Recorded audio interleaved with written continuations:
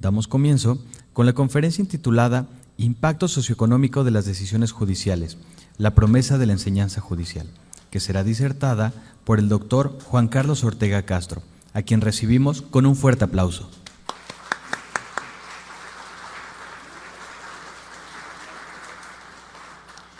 Agradecemos la presencia de la doctora Claudia González Jiménez, investigadora de tiempo completo de la Escuela Judicial del Estado de México, quien fungirá como presentadora de esta conferencia y a quien cedemos el uso de la palabra.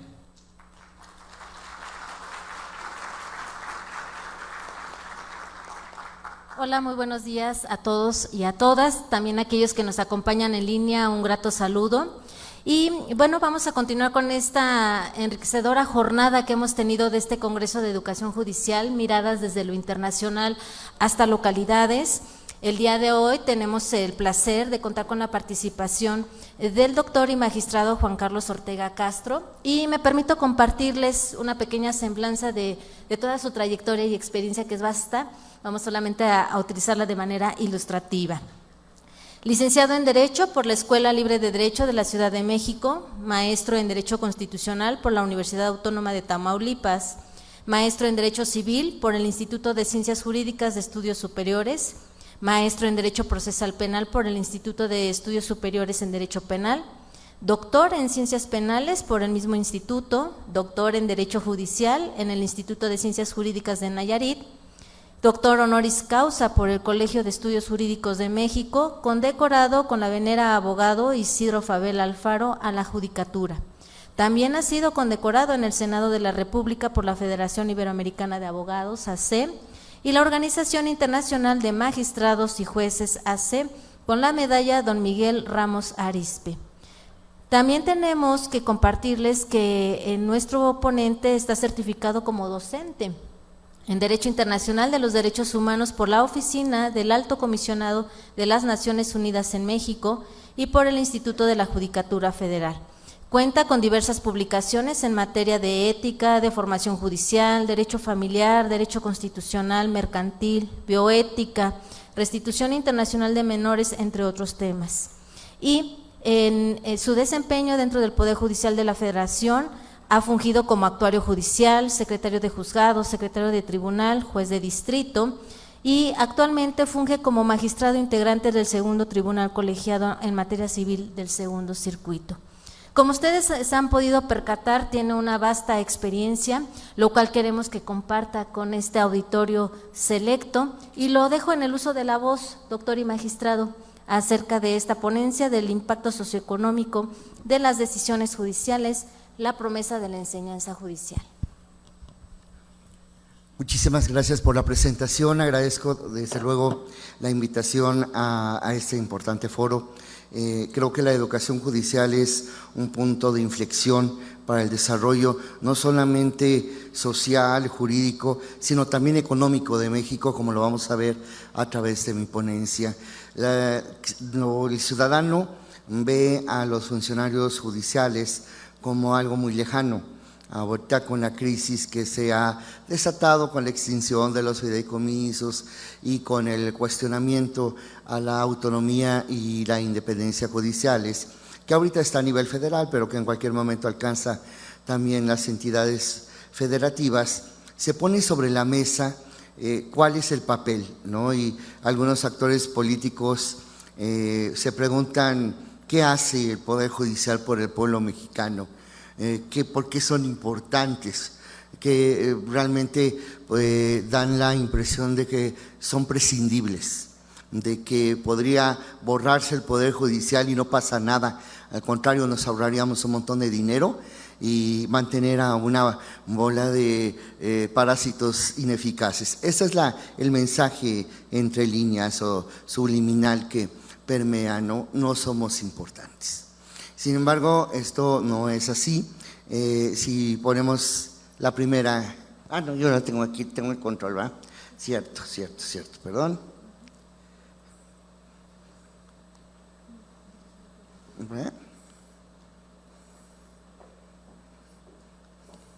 Ahí está.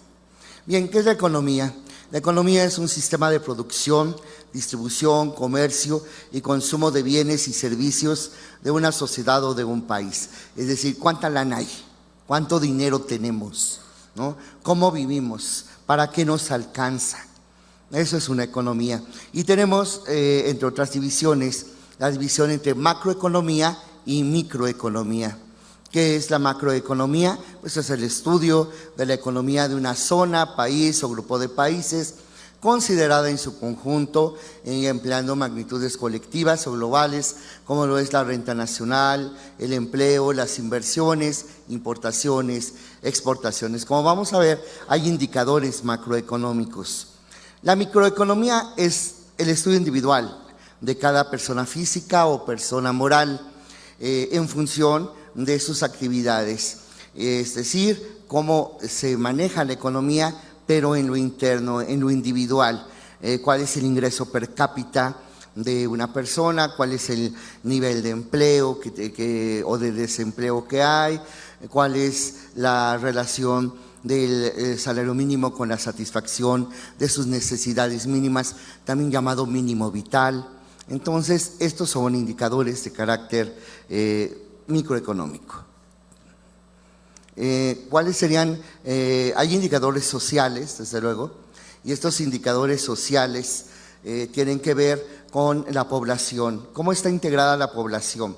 Y ahorita México está viviendo una situación que a lo mejor no es tan visible o no está tanto en los titulares, sobre todo porque no conviene a la autoridad, sobre todo central, pues el que se publicite. Pero tenemos un fenómeno migratorio muy importante, tanto del lado de la inmigración como del lado de la emigración. Tenemos el problema de una gran cantidad de hermanos centroamericanos, inclusive sudamericanos, del Caribe, que quieren pasar a Estados Unidos y utilizan a México como una ruta de paso.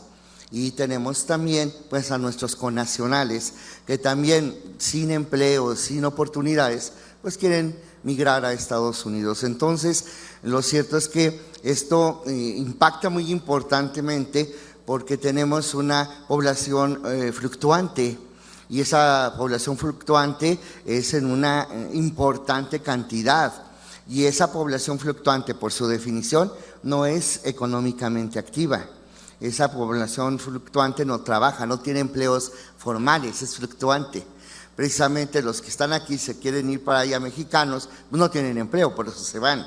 Los que entran al país de Guatemala, de Belice, de Honduras, de Nicaragua, pues tampoco tienen trabajo, por eso quieren pasar por aquí. Entonces tenemos una importante cantidad de personas que no generan en empleos formales, pero que sí impactan porque hay que mantenerlos, porque hay que darles asistencia, hay que finalmente atender sus necesidades básicas. Si se enferman, pues los tenemos que atender por una situación eminentemente humanitaria. Entonces, esto sí impacta definitivamente en lo que es un índice social para la economía. Obviamente también los hogares, ¿cómo se integran los hogares, no? Estábamos acostumbrados dentro de nuestra tradición judeocristiana a familias nucleares, ¿no? Biparentales, donde tenemos mamá, papá, hijitos, presuntamente del mismo papá y de la misma mamá. Bueno, eso nos decía. Entonces, sin embargo, ha ido cambiando la estructura familiar y hoy día pues tenemos familias monoparentales, tenemos familias que son restablecidas de otros, traen hijos de otras relaciones anteriores, tenemos también uniones de personas del mismo sexo. Entonces esto va cambiando la estructura familiar y también va cambiando por ende la situación también de la economía. Las mujeres se están afortunadamente emancipando poco a poco y cada vez toman un papel más protagónico en la economía, en las actividades sociales, concretamente también en la judicatura. Estamos lejos de tener paridad de género, muy lejos, terriblemente lejos, pero vamos en el camino de no tener prácticamente representación femenina, a tenerla en una proporción a bote pronto del 30%, pues hemos mejorado. Nos falta mucho, claro, nos falta mucho, pero vamos en el camino. La educación también, un indicador social, la educación, el nivel de preparación, lo vamos a ver así rápidamente y vamos a ver inclusive a nivel de lo que es funcionarios judiciales, inclusive a nivel Suprema Corte de Justicia de la Nación.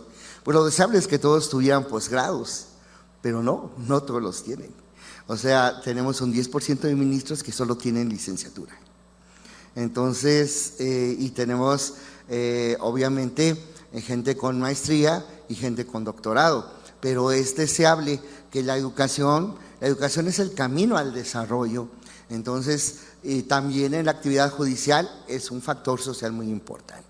También tenemos el factor salud, también es muy trascendente, el de vivienda y servicios básicos, el de trabajo, y que va en relación también con la pobreza. Quien trabaja difícilmente está en una situación de pobreza.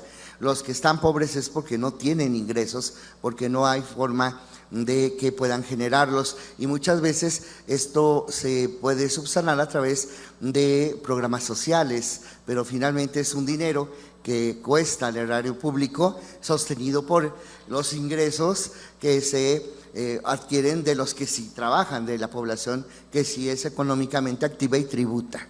Bien, y bueno, la cohesión social es bien importante, ¿no? ¿Qué tanto estamos de mueganitos? ¿Qué tanto estamos de cuates? ¿Qué tanto estamos cohesionados? Y creo que estos tiempos han sido unos tiempos de polarización, y han sido un tiempo de los buenos y los malos, y el pueblo bueno y sabio, y por otro lado pues los neoliberales, conservadores y malvados, entre ellos pues especialmente los funcionarios judiciales que están del lado de los malvados y conservadores. Sin mensaje político, simplemente pues es como está el panorama en este momento, y la percepción social, y sobre todo en redes sociales y tecnologías de la información, pues es en el sentido de que como hay un desconocimiento de qué se hace en el Poder Judicial, pues no se le encuentra el sentido a su creación y a su funcionamiento. Bien, los índices macroeconómicos son estadísticas o lecturas de datos que reflejan las circunstancias económicas de un determinado país, región o sector. Los analistas y los gobiernos los utilizan para evaluar la salud actual y futura de la economía y de los mercados financieros. Algunos de los indicadores macroeconómicos, pues Producto Interno Bruto, inflación, empleo formal, unidades económicas, inversión extranjera directa, exportaciones, entrada de visitantes extranjeros, ingreso de los hogares, empleo y ocupación, y un indicador que pocos toman en cuenta, pero hay un estudio muy importante de Mora Sanguinetti que se plasmó en un libro que les recomiendo mucho, se llama La factura de la injusticia, así se llama el libro, y es un estudio de 8 años, refleja un estudio de 8 años. Mora Sanguinetti es licenciado en Economía y licenciado en Derecho, y forma parte de la Organización Económica de la Comunidad Europea. Entonces lo designaron a hacer un estudio del impacto de la decisión judicial en la actividad económica de España.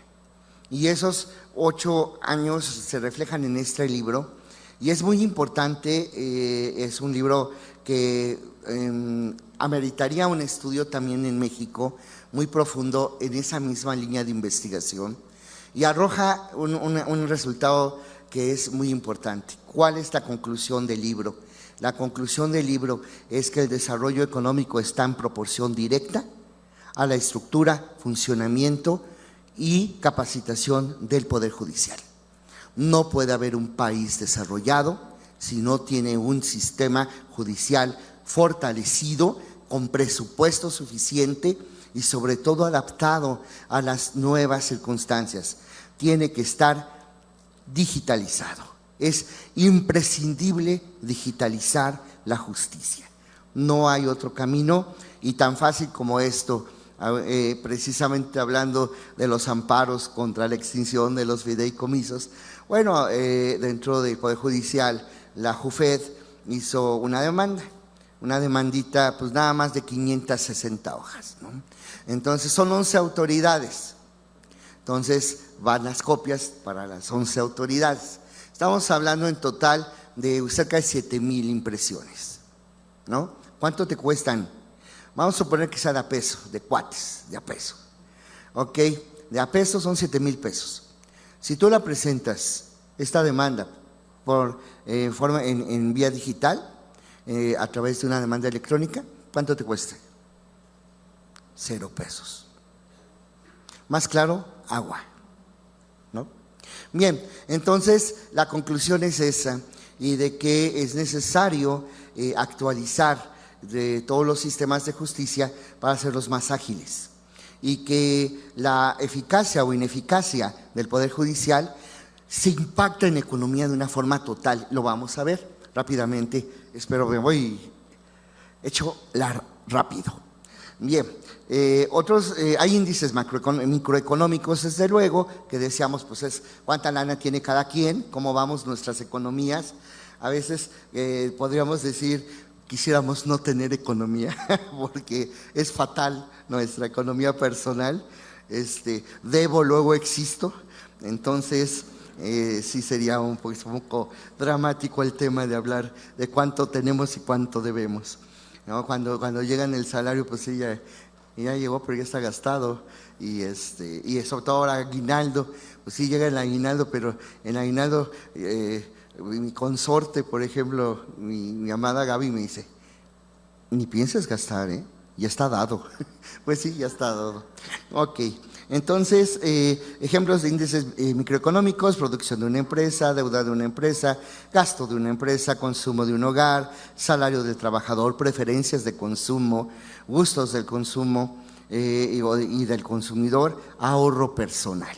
En México, yo creo que, así de bote pronto, el 90% no ahorramos.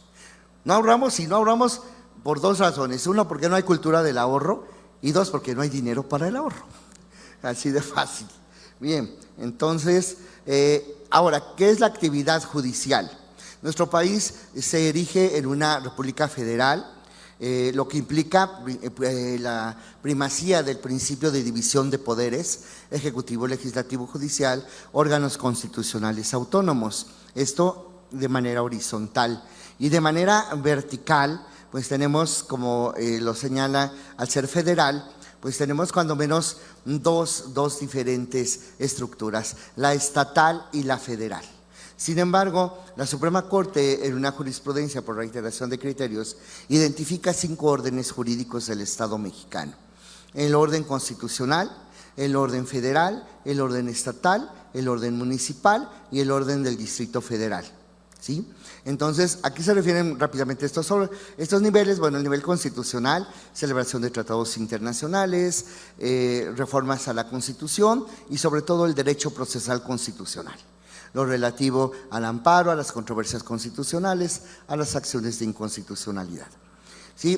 Tenemos el sistema federal, el sistema estatal, el sistema municipal y el sistema de la Ciudad de México, 115, 122.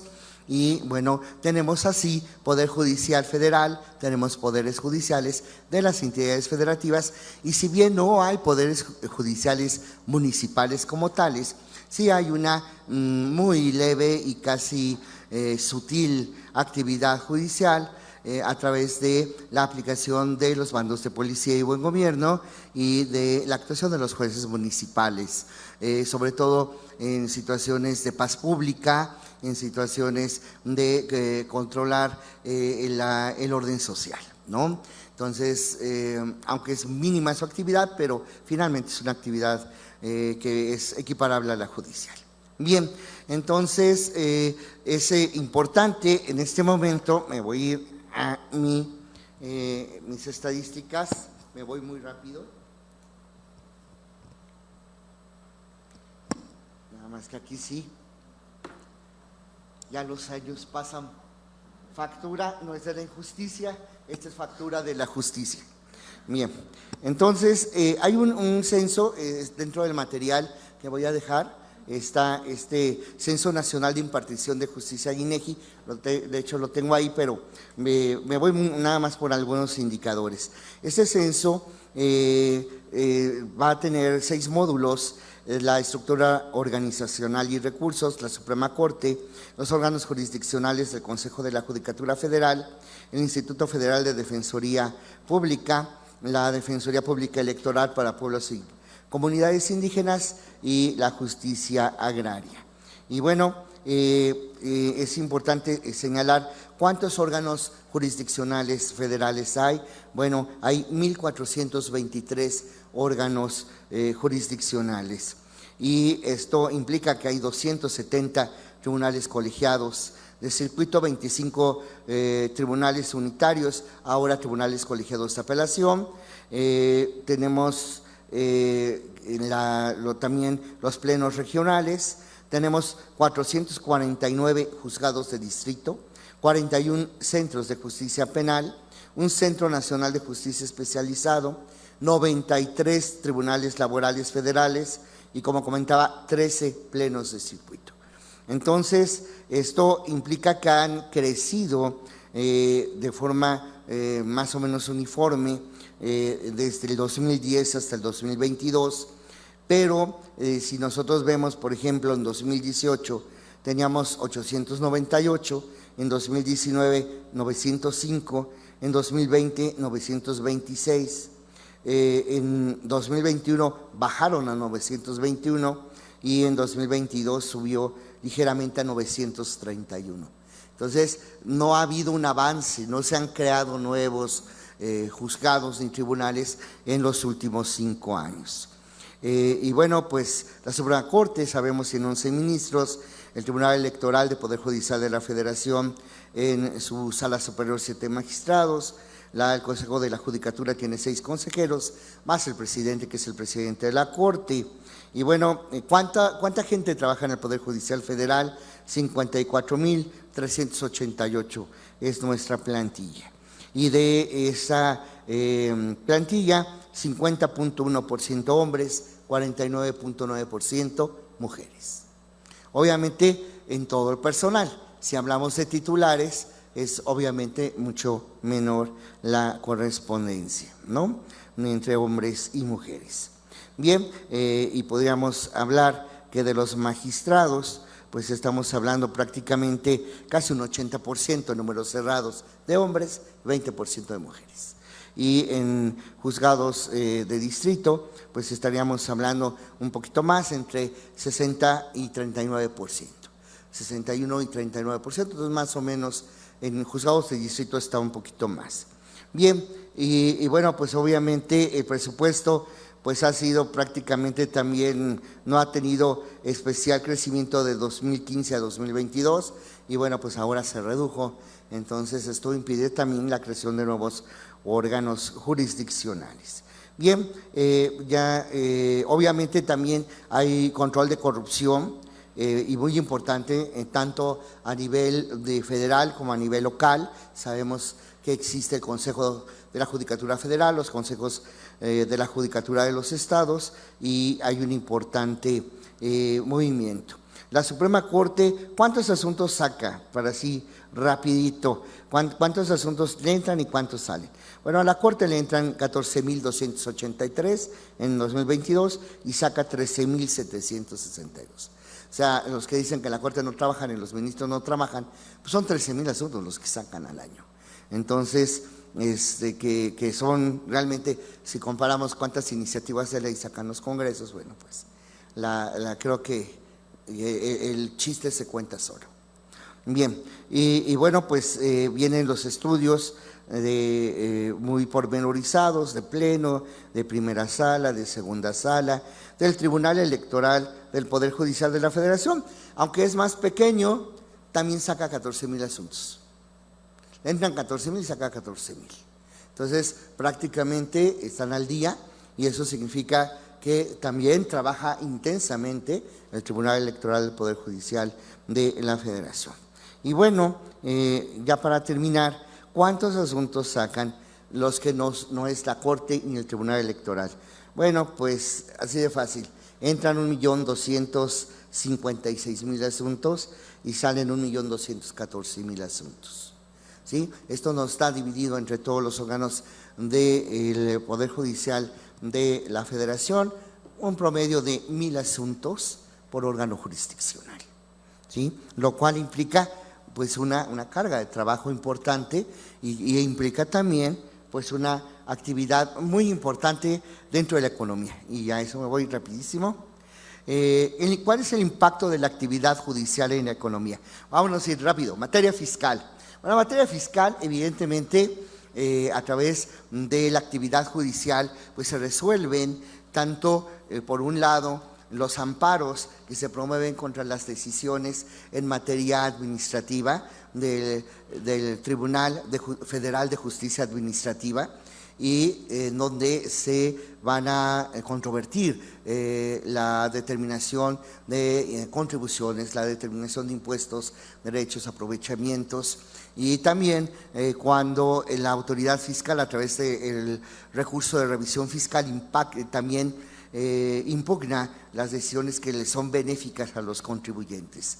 Entonces, esto impacta, es un indicador muy importante, porque cuánto impacta en la recaudación de los impuestos. En pocas palabras, se van aproximadamente solo el 10% de los contribuyentes se van a recursos, solamente el 10% se van a amparo.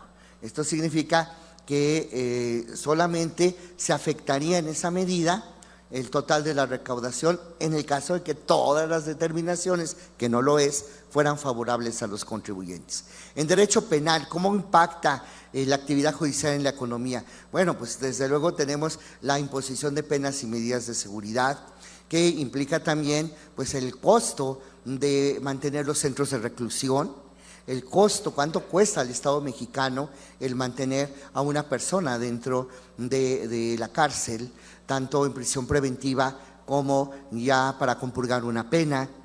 También se refleja en la imposición de medidas para obtener beneficios, como es la libertad provisional, como puede ser también la libertad anticipada. Entonces, esto también impacta, y desde luego la reparación del daño también es un indicador importante en materia penal. En el derecho del trabajo, pues ni digamos, no hay conflictos individuales, conflictos colectivos. ¿Cuánto le cuesta a un patrón un litigio? ¿Cuánto tiene que pagar en caso de una indemnización constitucional? ¿Cuánto tiene que pagar de salarios caídos en el caso de una reinstalación? Entonces, esto impacta también en los presupuestos, tanto de las empresas, tanto de los patrones físicos, personas físicas, como también cuando el Estado es patrón. También impacta de manera económica, porque va también se refleja dentro de los gastos que tienen que erogar. Obviamente también los conflictos colectivos, las huelgas, el que se califique de legal una huelga, por cuánto tiempo, todo lo que impacta ese detenimiento de la actividad económica. Y desde luego tenemos también la seguridad, derecho del trabajo, bueno, la seguridad social también. Bueno, pues las cuotas obrero-patronales, cuando no afilias a tu trabajador, se te finca un capital constitutivo, que son muy onerosos. Entonces, también esto impacta en micro, en medianas empresas, y desde luego a los emprendedores, ¿no? Porque pues esto puede estimular o puede desestimular el que yo invierta. Yo tuve una pequeña librería durante 5 años hasta que pues ya no se pudo sostener, una librería jurídica. Entonces yo sé de lo que les hablo y de la rama económica que generaba mi negocio. Compraba yo editoriales, compraba yo papelerías, compraba yo artesanías directamente a los artesanos, y todo eso se cerró. Se cerró la persona que me auxiliaba en la tienda y que le pagaba yo un sueldo. Dejé de pagar luz, dejé de pagar teléfono, dejé de generar Entonces, sí es importante la medida de las decisiones judiciales en materia laboral, en materia de seguridad social.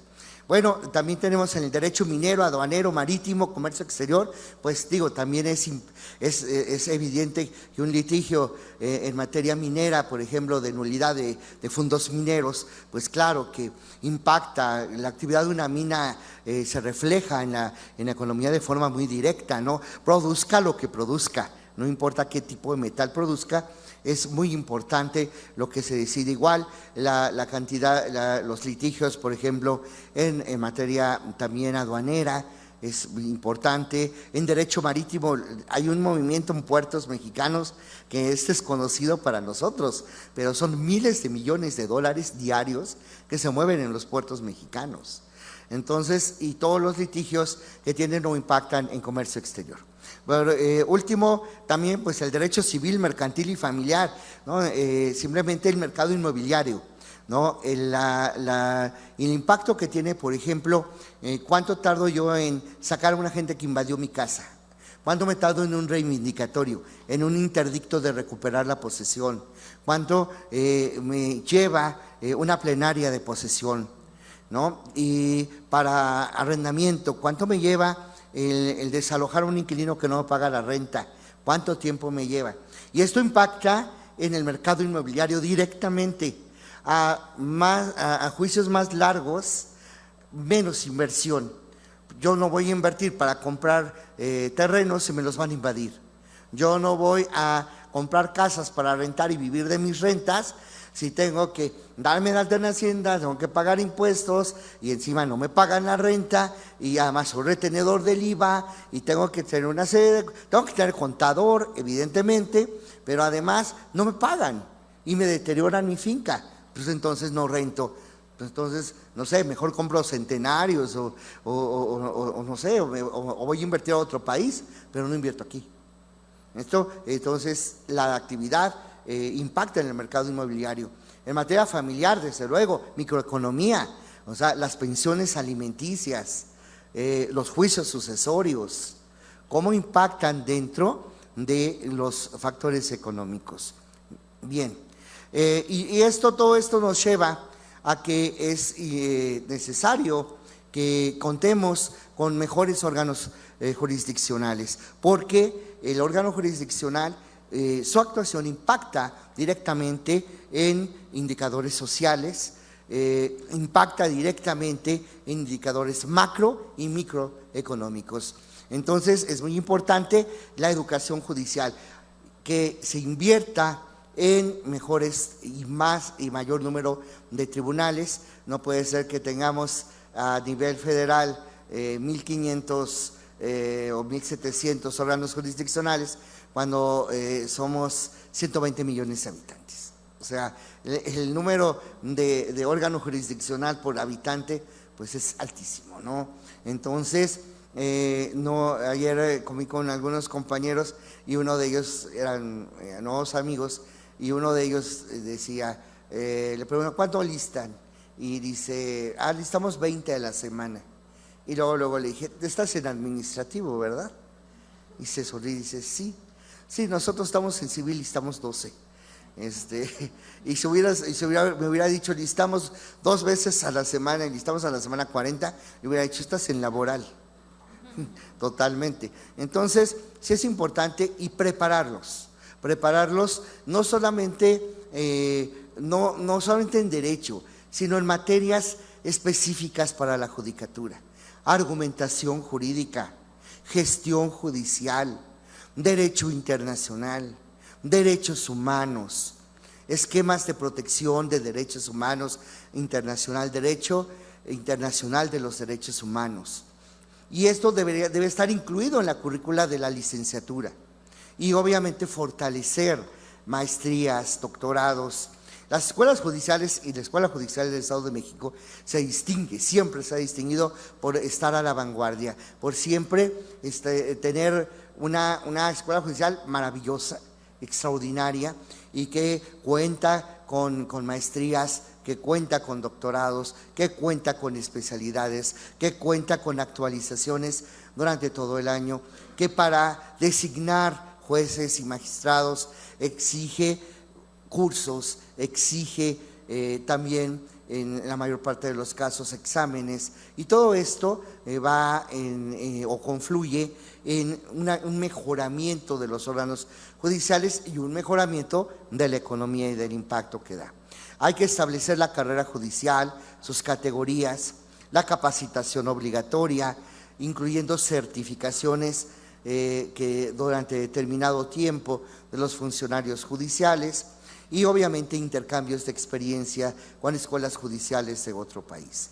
Como conclusión de todo lo que he dicho rápidamente, pues podemos ver que para el ciudadano común y corriente la importancia de la actuación judicial es mucho más alta de lo que imagina. Lo que deciden los jueces impacta en su vida, así como todos nos enfermamos y todos tenemos en algún momento de nuestra vida que ir a ver a un médico porque nos dio gripa, porque nos fracturamos, porque nos salió una erupción en la piel.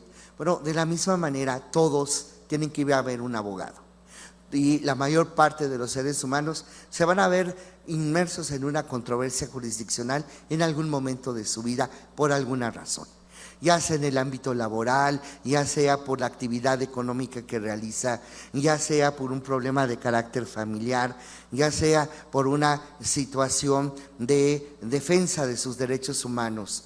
Pero el ciudadano generalmente tiene un contacto directo con el Poder Judicial, y cuando no lo tiene, muchas veces no lo tiene, pero las decisiones, sobre todo de los tribunales constitucionales, que reconocen y tutelan y proveen sobre derechos humanos, impacta inclusive en gente que no litiga, en gente que no va a juicio.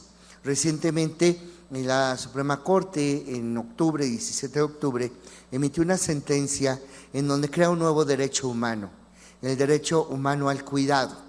Y este derecho humano al cuidado tiene tres dimensiones. La dimensión de yo tengo derecho a cuidar a alguien, y debe de reconocerse mi derecho a cuidar a alguien.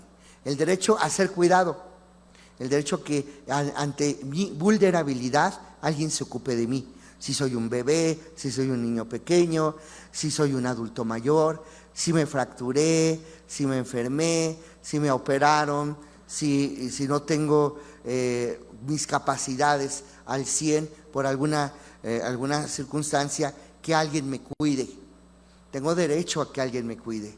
Entonces, derecho a que yo cuide a alguien, y el derecho a que alguien me cuide. Y el derecho también, la tercera dimensión, que el Estado debe de implementar programas, políticas públicas, leyes, instituciones, para hacer efectivo ese derecho al cuidado en sus dos dimensiones.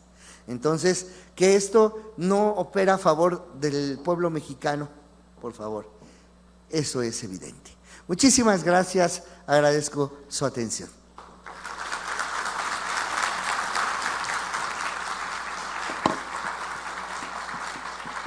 Agradecemos la disertación a cargo del magistrado Ortega Castro, y quisiera redondear y abonar en algunos puntos de esta interesante plática que nos comparte, doctor. Yo creo que hablar del impacto económico de las decisiones judiciales se podrían abordar, de acuerdo a lo que nos comparte, desde dos aristas.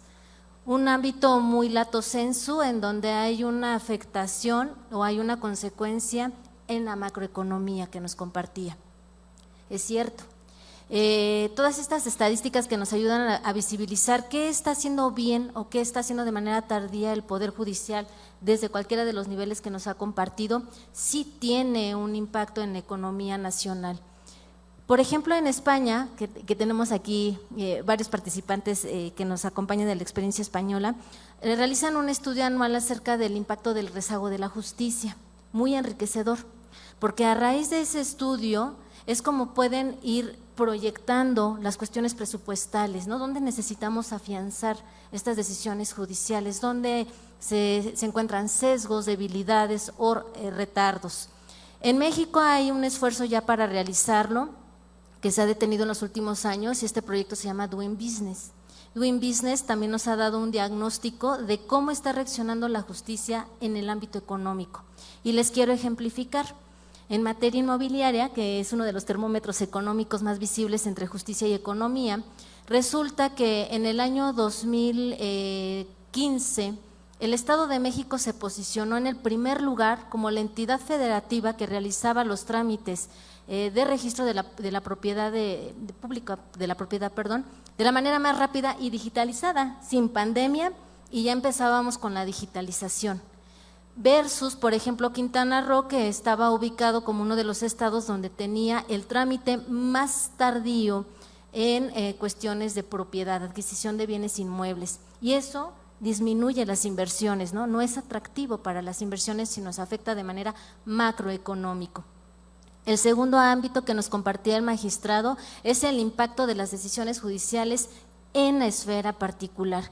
¿Cómo nos impacta cada uno de nosotros? De ahí surgen estos índices de desarrollo humano, que hoy en día internacionalmente también son una pauta muy importante, y vemos estas diversidades de la economía en lo particular. Me gustó mucho cómo lo fue ejemplificando, porque identificará que tenemos un auditorio muy rico, muy nutrido de nuestros estudiantes a nivel universitario, y es en ustedes en donde queremos impactarles, empezarles a abrir los ojos de que qué importante es, ojo, la labor de la decisión jurisdiccional, pero también la labor del litigio. Ustedes desde la postulancia también impactan en lo económico y también en el movimiento jurisdiccional. Entonces, bueno, retomo uno de sus ejemplos muy acertado, que nos decía, ¿cómo va a afectar una decisión en lo penal? Si doy un indulto, que aplica aquí en el Estado de México, o si estoy dando una libertad condicionada, ¿cuánto le cuesta a la justicia, al Estado, pero a cada uno de nosotros? Si es funcional tenerlo afuera, tenerlo en un proceso de readaptación social, esas son las interrogantes, esas son las decisiones que les van a tocar a ustedes. Y solamente para redondear la participación del magistrado, lo decía de manera muy acertada. ¿Qué es lo que debemos identificar en la currícula de nuestras escuelas? Darles gestión judicial, darles una herramienta para poder llegar a esta justicia efectiva, un esquema de protección de derechos humanos, que también tiene muchos abanicos, la manera de cómo vamos a abordar la protección de los derechos humanos, no solamente invocando las mejores convenciones internacionales, sino en la práctica, ¿no? Que esos son los retos significativos. Por último, nos da una recomendación muy interesante acerca de la factura de la injusticia, que es una obra que nos comentaba que pudiésemos consultar, y concluyo con lo que también nos decía nuestro participante. Los países desarrollados están condicionados a la educación, pero también a su justicia. Si tienen alguna participación, alguna duda, está abierto el espacio, doctor, para que le pudieran plantear alguna de las inquietudes. Les escuchamos. Por cuestiones de tiempo sería una sola participación para que lo pudieran tener presente.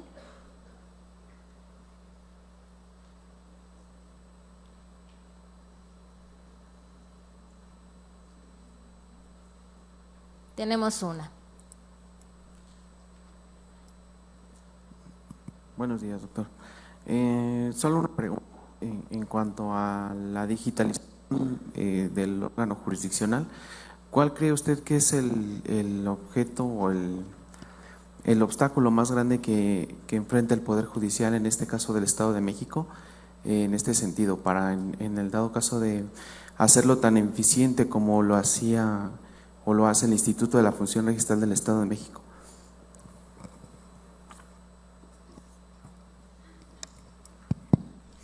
Bien, voy a tratar de ser muy claro. En la actual presidencia del Tribunal Superior de Justicia, a cargo del doctor Ricardo Sodi, ha invertido de forma muy importante en plataformas electrónicas, y la justicia digital pues ya es un hecho en el Estado de México. Ya hay juicio digital, juicio electrónico, y se ha avanzado mucho en ese terreno del expediente electrónico. también inclusive ya pues es obligatorio que haya un expediente electrónico y que coincida absoluta y totalmente con el expediente físico. Inclusive pues han llegado a sede federal algunos asuntos en donde no hay esa coincidencia y bueno, pues se tiene que conceder el amparo para lograr esa coincidencia y para armonizar por cuando se produce alguna consecuencia jurídica por esa disonancia entre el expediente electrónico y el expediente físico. Pero claro, esto, ¿cuál es el principal obstáculo? El dinero. Eso es un hecho, o sea, se necesitan nuevas plataformas, se necesita capacitación de manejar los sistemas que puedan facilitar, porque muchas veces se dice fácil, bueno, digitaliza, pero pues sabemos que hay demandas que son de 1,000, 2,000, 3,000 fojas, porque traen una multiplicidad de contratos, traen una multiplicidad de escrituras públicas, de poderes, inclusive algunos requisitados en el extranjero, y esto pues aumenta muchísimo. Hay algunos expedientes que literalmente tienen que moverse en lo que coloquialmente llamamos diablitos, ¿no? Porque son enormes, son a veces 12, 13 volúmenes, 15.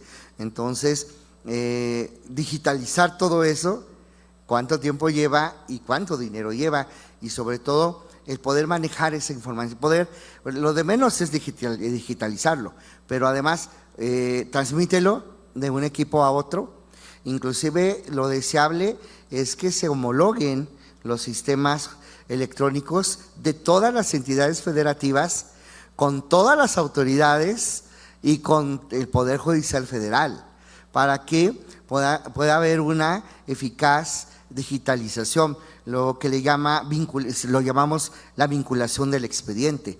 Muchas veces nosotros, por ejemplo, nos mandan las constancias que en la jerga judicial les llamamos las tripas, nos mandan las tripas y estas tripas, pues tenemos de ahí, nosotros hacemos transcripciones o escaneamos y hacemos reproducciones. Si nada más es electrónico y todo está vinculado, pues es mucho más fácil, es mucho más rápido y mucho más, digamos, comprensivo, porque tenemos todos los elementos para poderlos incorporar a la decisión judicial. Pero la situación está en que es el dinero, ¿no? Y sobre todo va cada vez, sabemos que en tecnología lo que sirve en un año, en el siguiente ya no sirve o fue superado. Entonces esa renovación de los equipos es también un problema. Por ejemplo, yo tengo una buena computadora una laptop para mis labores oficiales, pero esa laptop ya tiene 4 años.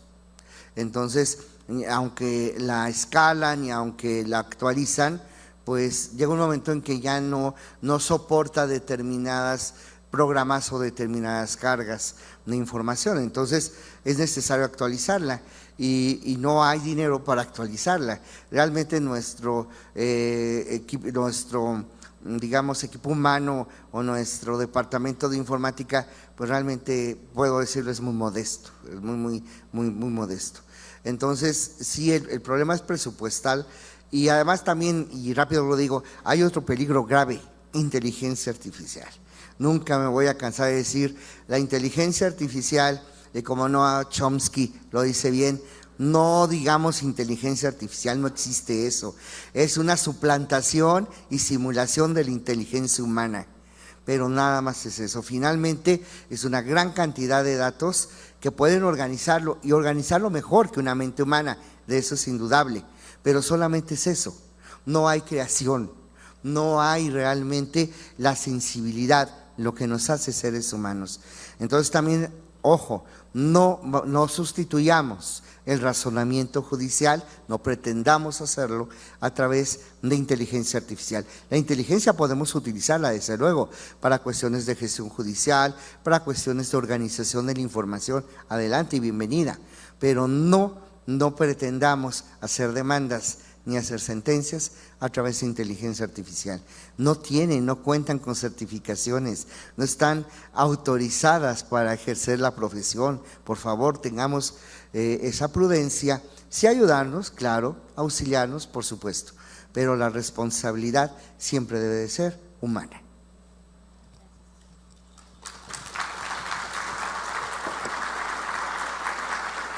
Bueno, aquí nuestro oponente ya deja la semilla para una polémica contemporánea más adelante. Le agradecemos el espacio, doctor, y esta experiencia que ha compartido con nuestro auditorio.